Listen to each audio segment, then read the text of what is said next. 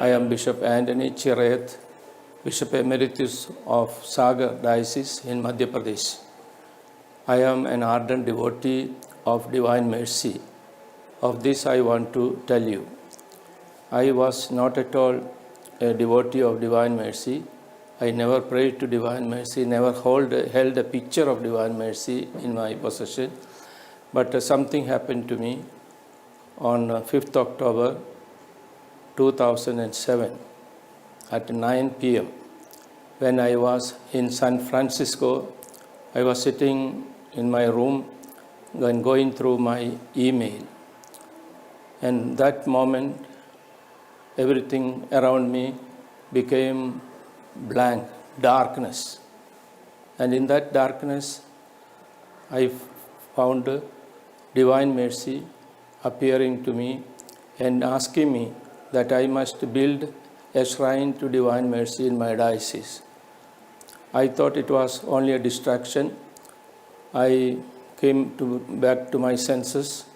I just forgot about it. I did not share this matter with anybody.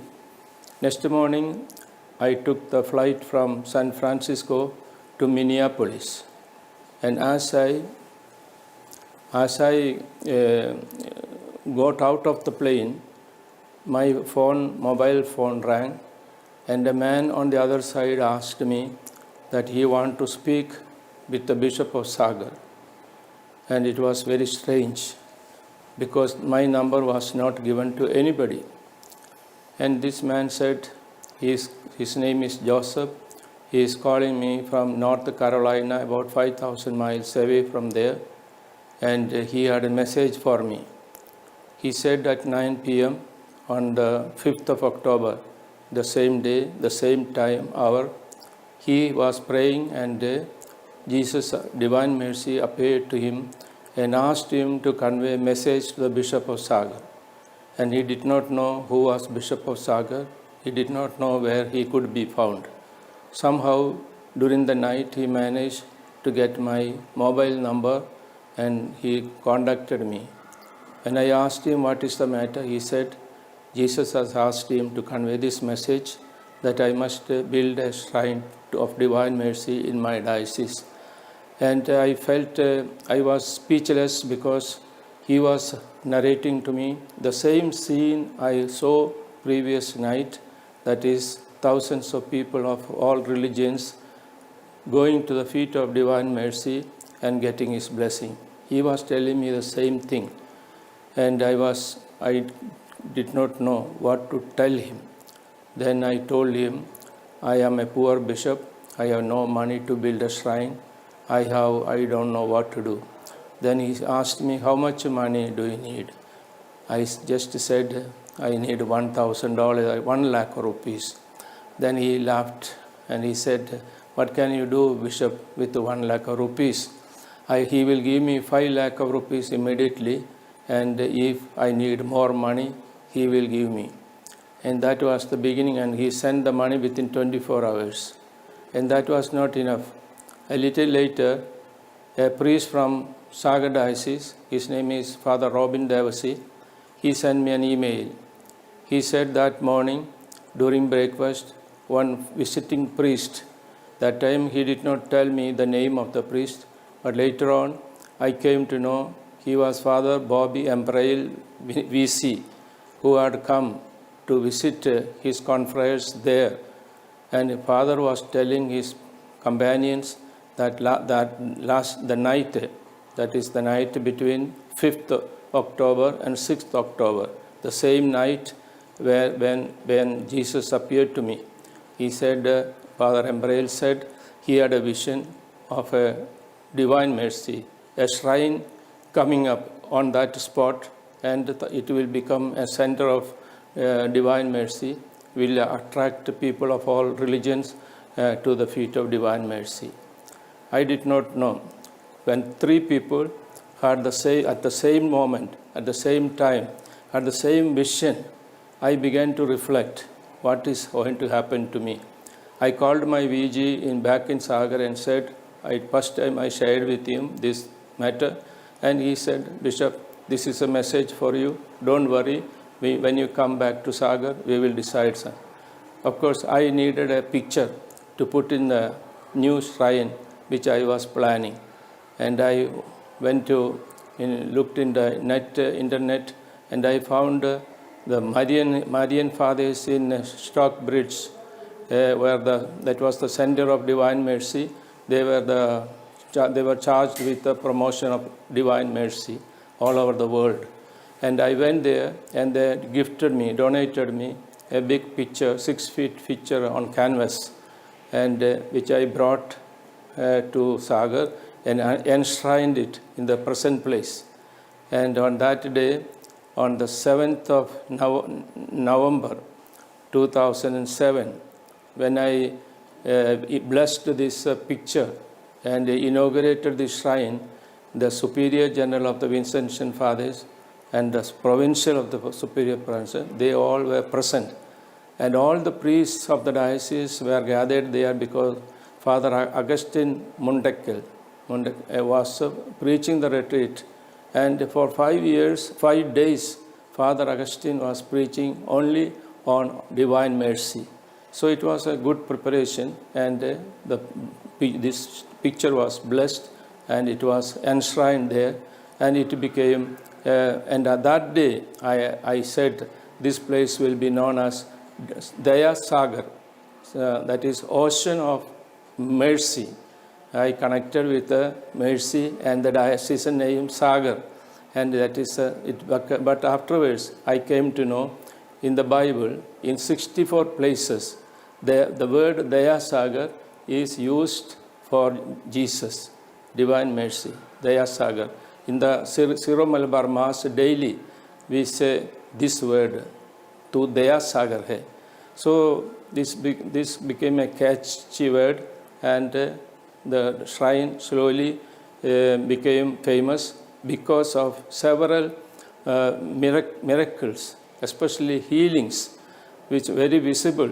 And then it became known to people, especially the villagers, Hindus, the Muslims, Jains, and all started coming slowly to this shrine. But personally, I had something else.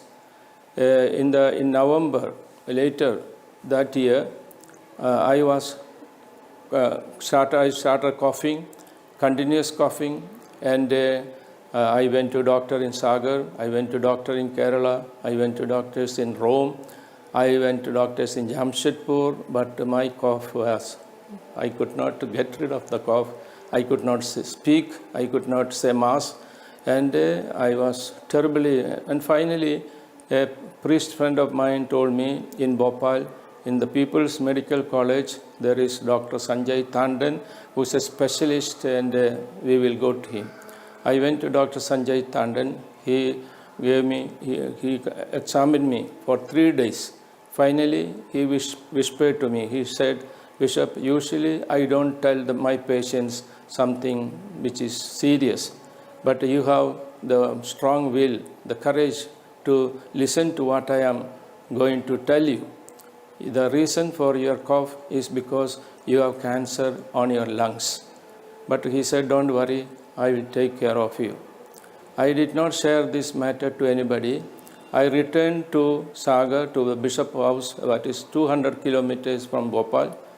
First thing I did when I reached the Bishop's house was to call my VG to my office. I opened my drawer shelf and I showed him my last testament where it was kept, because I knew a patient with a lung cancer is not going to live more than 2-3 months, and I was preparing for my death.